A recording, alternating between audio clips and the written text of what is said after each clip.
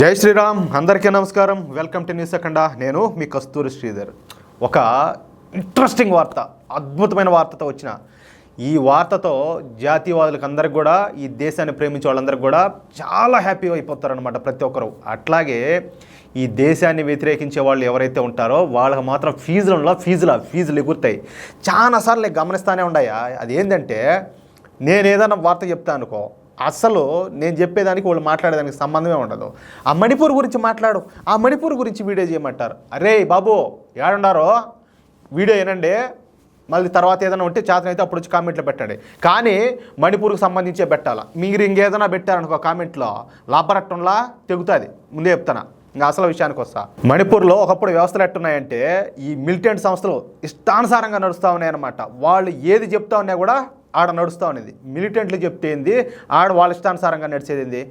దీన్ని బట్టి ఒకసారి ఆలోచన చేయండి. అట్లాగే ఇప్పుడు మనం చాలాసార్లు చూస్తూ ఉంటాం. ఈయన మహాత్మా అని చెప్పి ఒక ఆయన ఉన్నాడు కదా మనకు, ఆయన ఫోటోలు చాలా చోట్ల పెట్టుంటారు. కానీ ఇదే మణిపూర్లో వీళ్ళందరూ కూడా గాంధీ అని చెప్పి పేర్లు తెలియచుకున్నారు కదా, అలాంటి గాంధీ ఫోటోలు పెట్టడానికి కూడా ఈ మణిపూర్లో అనుమతిలే. ఏమే అప్పుడు ఎవరు దున్నింది ప్రభుత్వం అక్కడ తెలుసు కదా మనకందరికీ, కాంగ్రెస్ దున్నింది. అట్లాగే అదే మణిపూర్లో ఆజాద్ హింద్ ఫౌజ్ మ్యూజియంలోని సుభాష్ చంద్రబోస్ విగ్రహం మీద బాంబు దాడి జరిగింది. అప్పుడు ఎవరు ప్రభుత్వం ఉన్నింది? కాంగ్రెస్ ఉన్నింది. అలాగే అప్పుడు కాంగ్రెస్ అధ్యక్షుడు మణిపూర్లోని పాఠశాలల్లో జాతీయ గీతాన్ని పాడేందుకు మేము అనుమతి ఇవ్వమని చెప్పేసి ప్రకటన చేశాడు. అప్పుడు ఎవరు ప్రభుత్వం ఉన్నింది? అక్కడ కాంగ్రెస్ ప్రభుత్వం ఉన్నింది. అలాగే అక్కడ లైబ్రరీలో ఉంచినటువంటి పుస్తకాలను తగలబెట్టాలనే కార్యక్రమం ప్రారంభమైనప్పుడు, దేశంలోని ఈ అమూల్యమైన జ్ఞాన వారసత్వ సంపద తగలబెడుతున్నప్పుడు అప్పుడు మణిపూర్లో ఎవరు ప్రభుత్వం ఉన్నింది? కాంగ్రెస్ ఉన్నింది. మణిపూర్లో ఈ విషయాన్ని ఒకసారి చాలా మందికి అయితే ఎట్లుంటుందో ఇంక నేను అర్థం చేసుకోగలుగుతా. మణిపూర్లో సాయంత్రం 4 గంటలకైతే, 4 గంటలైంది అనుకో సాయంత్రం, కనీసం గుళ్ళో గంట కొట్టడం కూడా ఆపేస్తూ ఉన్నారు. అట్లాగే సాయంత్రం 4 గంటలకే గుళ్ళకు తాళాలు వేస్తూ ఉన్నారు. ఇంక దాన్ని బట్టి మీరు అర్థం చేసుకోండి. ఈ పూజలు చేయడము, అర్చన చేయడము, ఇదంతా కూడా ఇంకా అసలు ఇంకా పాసిబులే. ఇంక అది ఎంత కష్టమో ఇంకా మాటల్లో చెప్పలేం, అట్లుంది పరిస్థితి. అట్లాగే ఈ మన ఇండియన్ ఆర్మీ వాళ్ళు ఈ కూంబింగ్ చేస్తారు కదా, వాళ్ళకి ఎంత కష్టంగా ఉన్నిందంటే వీళ్ళ వల్ల ఇంకా వర్ణాతీతం అన్నమాట. అప్పుడు ఎవరు ప్రభుత్వం ఉన్నింది? ఆడ కాంగ్రెస్ ప్రభుత్వం ఉన్నింది. ఇంపాల్లోని ఇస్కాన్ ఆలయం మీద ఈ బాంబు దాడి జరిగింది. బాంబు దాడులు ఏంటంటే కొంతమంది ఈ భక్తులు కూడా మరణించినారు. అప్పుడు ఎవరు ప్రభుత్వం ఉన్నింది? ఈ కాంగ్రెస్ ప్రభుత్వం ఉన్నింది. కాంగ్రెస్ ప్రభుత్వంలో అప్పటి అధికారుల పరిస్థితి ఎంత దారుణంగా ఉన్నిందంటే, కనీసం ఈ ఐఏఎస్ కావచ్చు, లేకపోతే ఐపీఎస్ అధికారులు అక్కడ పనిచేయాలంటే వాళ్ళ జీతంలో కొంత డబ్బులు ఏంటంటే తీసుకుపోయి ఈ ఉగ్రవాదులకు ఇవ్వాలా, ఏది రౌడీ మావులు ఇచ్చినట్టు. దాన్ని బట్టి అర్థం చేసుకోండి మణిపూర్లో పరిస్థితి ఎంత దారుణంగా ఉంటుందో. అప్పుడు వాళ్ళు ఎంత ఇబ్బందుల్లో బతుకుని ఉంటారో ఒకసారి దీన్ని బట్టి మనం అర్థం చేసుకోవచ్చు. కనీసం వీళ్ళు మానవత్వం గురించి కానీ, దేశం కోసం కానీ అసలు ఆలోచన చేయాలి. ఎంతసేపటికి ఏంటంటే రాజకీయం.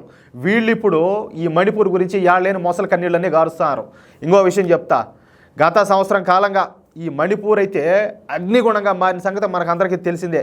మణిపూర్లోని 2 తెగలకు మధ్య ఈ విషయం అసలు మణిపూర్ గురించి ఎంతమందికి తెలుసో ఎంతమందికి తెలియదో నాకు తెలియదు. కానీ ఈ న్యూస్ ద్వారా మీకు ఒక స్పష్టత ఇచ్చే ప్రయత్నం అయితే చేస్తా ఖచ్చితంగా.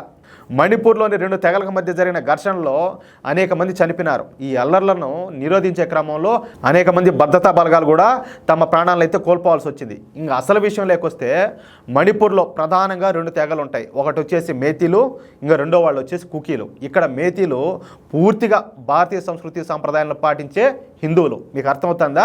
ఇక కుకీలలో అత్యధికంగా ఏంటంటే మయన్మార్ నుంచి మణిపూర్లోకి వచ్చి నివాసం ఉంటున్న క్రిస్టియన్లు. ఎక్కడి నుంచి? మయన్మార్ నుంచి. వీళ్ళు ఏంటయ్యా అంటే దశాబ్దాల ముందే ఎప్పుడో వీళ్ళు కుకీలు ఏంటంటే ఈ మయన్మార్ నుంచి వచ్చి మణిపూర్కి వలస వచ్చారు. ఇప్పుడు మనం చెప్పుకుంటాం కదా, మయన్మార్ నుంచి వచ్చారు, బంగ్లాదేశ్ నుంచి వచ్చారు. మన దేశంలో ఏడబట్టినా కూడా ఈ కాంగ్రెస్ని అడ్డం పెట్టుకొని ఈ కాంగ్రెస్ నాయకులు వాళ్ళకి దగ్గరుండి తీసుకొచ్చి ఇక్కడ వాళ్ళకు అన్ని సకల సౌకర్యాలు కల్పిస్తారని చెప్పేసి ఆ విధంగా వీళ్ళు మణిపూర్లోకి వచ్చారు ఈ కుకీలు. ఇక ప్రస్తుతం ఏంటంటే బీజేపీ ప్రభుత్వం పరిపాలిస్తుంది. మణిపూర్ రాష్ట్రానికి బీరేన్ సింగ్ ముఖ్యమంత్రిగా పనిచేస్తా ఉన్నాడు. ఈయన బీజేపీకి సంబంధించిన ఆయన. అయితే మణిపూర్లో బీజేపీ ప్రభుత్వం ఏర్పడడానికి ముందు మణిపూర్లో సెక్యులర్ ప్రభుత్వాలు ఉంటా ఉన్నాయి. నేను చెప్పా కదా ఇందాక, కాంగ్రెస్ ఇలాంటివన్నీ కూడా. ఈ సెక్యులర్ ప్రభుత్వాల హయాంలో మణిపూర్ ఏంటంటే పూర్తిగా డ్రగ్స్కి అడ్డాగా మారిపోయింది. ముఖ్యంగా ఈ డ్రగ్స్ని ఏంటంటే పోపి అనే కాయల నుంచి తయారు చేస్తారు. మనోళ్ళు ఈ వంటల్లో ఉపయోగిస్తారు. గసగసాలు అంటారు, చూసినావా? ఆ గసగసాలు వచ్చేది ఈ పోపి కాయల నుంచే. మీకు ఇక్కడ ఇంకో చిన్న క్లారిటీ ఇస్తా. ఈ గసగసాల ద్వారా నల్ల మందు తయారవుతుంది, అలాగే డ్రగ్స్ తయారవుతాయి, ఇవన్నీ కూడా తయారవుతాయి. దీంతో ఏంటంటే మణిపూర్లోని కుకీలు ఈ పోపీ పంటను సాగు చేయడం ప్రారంభించారు. ఈ పోపీ పంట ద్వారా లక్షల రూపాయలను కుకీలు సంపాదిస్తూ ఉన్నారు. అయితే మణిపూర్లో బీజేపీ ప్రభుత్వం వచ్చిన తర్వాత ఈ పోపీ పంటలను మొత్తాన్ని నాశనం చేశారు. ఏది ఇప్పుడు మనం అక్కడక్కడ చూస్తూ ఉంటాం, ఈ గంజాయి తోటలన్నీ ధ్వంసం చేశారు, నాశనం చేశారని చెప్పి. ఆ విధంగా ఈ పోపీ పంటలను మొత్తాన్ని కూడా బీజేపీ ప్రభుత్వం అయితే నాశనం చేసింది. మణిపూర్లో ఉన్నటువంటి డ్రగ్స్ సెంటర్లన్నింటినీ కూడా ఈ బీజేపీ ప్రభుత్వం ధ్వంసం చేసి పారేసింది. ఇక అప్పటి నుంచి కుకీలు ఏంటంటే బీజేపీ ప్రభుత్వం మీద రగిలిపోయినారు, ఊరికే కూడా కాదు. ఇక మేతీలకు ఎస్టీ హోదా కల్పించాలని చెప్పేసి అక్కడ హైకోర్టు కూడా తీర్పునిచ్చింది. ఈ తీర్పునివ్వడంతో దానిని బూచిగా చూపించి ఈ కుకీలు ఏం చేశారంటే మేతీల మీద విరుచుకుపడిపినారు.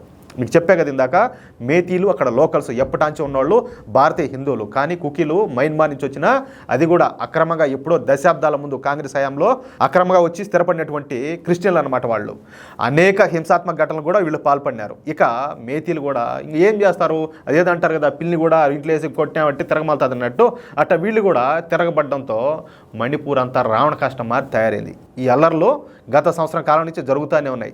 అయితే మొదటిసారి కేంద్ర ప్రభుత్వం ఏంటంటే మణిపూర్లో అతిపెద్ద విజయం సాధించింది.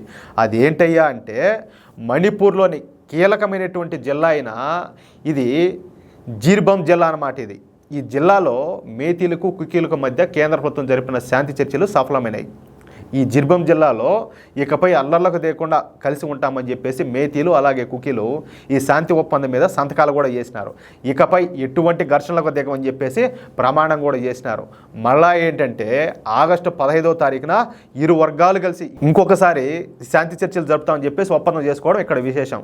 అంటే మణిపూర్ శాంతి విషయంలో మొదటిసారి ఒక అడుగు పడిందనమాట. ఇది నిజంగా చాలా వరకు ఇది సంతోషించాల్సిన విషయం. ఇది కానీ ఇదంతా పక్కన పెట్టి కనీసం అక్కడ శాంతిని ఏ విధంగా నెలకొల్పాలనేది పక్కన పెట్టి అసలు మణిపూర్లో ఏం జరుగుతుంది, మోడీ మణిపూర్ కిందకు పోలేదు, ఆడేమి చేయలేదు, ఇలాంటి మాటలన్నీ కూడా మాట్లాడతారు. మణిపూర్లో హింస గురించి మాట్లాడతారు. అసలు మణిపూర్లో హింస కారణం ఎవరయ్యా అంటే ఈ కాంగ్రెస్ ప్రభుత్వం.